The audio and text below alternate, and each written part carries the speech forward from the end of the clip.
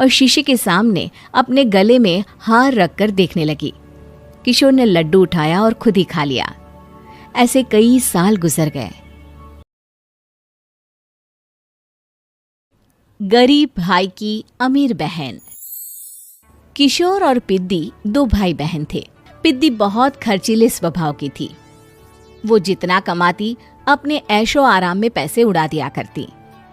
लेकिन किशोर समझदार था, घर को साथ लेकर चलना जानता था। अपनी बहन के जितना कमाता तो नहीं था, लेकिन फिर भी वो किसी तरह घर का खर्च चला लेता था। एक दिन पिद्दी किशोर से कहती है, किशोर, तुम थोड़ा ज्यादा क्यों नहीं कमाते?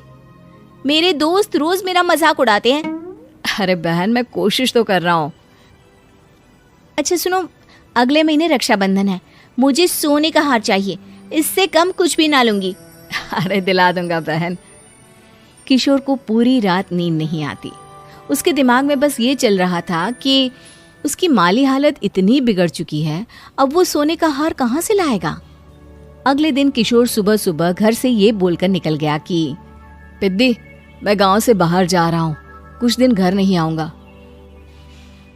किशोर ने अपने काम के साथ साथ फेरी में कपड़े बेचने भी शुरू कर दिए, जिससे वो ज्यादा से ज्यादा पैसे कमा सके। रात में वो एक बिल्डिंग की चौकीदारी भी करने लगा। अपने काम से थोड़ा बहुत समय निकालकर बस कुछ घंटे की नींद ले पाता था। और कब वो कुछ दिन एक महीने में बदल गए और रक्षाबंधन भी आ गया, पता ही नहीं चला। लेकिन किशोर अभी तक घर वापस नहीं लौटा। जहां वो काम करता था, पिद्दी के नाम का गुल्लक रखा हुआ था। किशोर ने उस गुल्लक को फोड़ा और सारे पैसे इकट्ठा करके एक सोने का हार खरीद लिया। घर में पिद्दी किशोर का इंतजार कर रही थी। तभी किशोर आता है। कहाँ चले गए थे? 4 दिन का कहा था और 1 महीने से पता नहीं कहाँ गायब हो गए थे। मैंने बस एक हार मांगा था और तुमने तो घर ही छोड़ दिया। अरे मुझे थोड़ा काम मिल गया था। कुछ नहीं, सब समझती हूँ, बहाने थे तुम्हारे। अपनी बहन के लिए इतना भी नहीं कर सकते, कैसे भाई हो? चलो यहाँ बैठो, राखी बांधती हूँ। पिद्दी ने किशोर को राखी बांधी।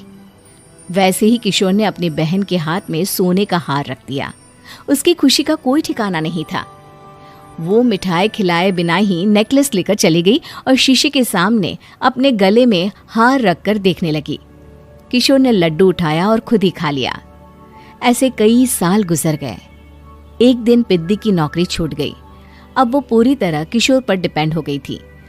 आए दिन किशोर को अपने महंगे महंगे शौक गिनाकर उससे पैसे मांगा करती थी। किशोर, कुछ पैसे देना, मुझे पार्लर जाना है। किशोर बिना कुछ बोले उसे पैसे दे देता। ये क्या, 500? अरे इतने में तो मुझे पार्लर में एंट्री मिलेगी बस। अच्छा, देता हूँ ना ज्यादा। अरे कैसे भाई हो, अपनी बहन के लिए इतना भी नहीं कर सकते। किशोर ने जेब से 2000 का नोट निकाला और उसे दे दिया। किशोर गरीबी में रह लेता था, लेकिन अपनी बहन को कभी कोई कमी नहीं होने देता था। बेटा, पिद्दी तुम्हारी बहन है, उसे कभी किसी चीज की कमी मत होने देना और उसका ध्यान रखना, क्योंकि भाई का फर्ज होता है अपनी बहन का ध्यान रखना। किशोर ने माँ की कही ये बात हमेशा के लिए याद कर ली थी। शायद माँ की इसी बात की वजह से किशोर पिद्दी की हर जिद पूरी करता चला आ रहा था।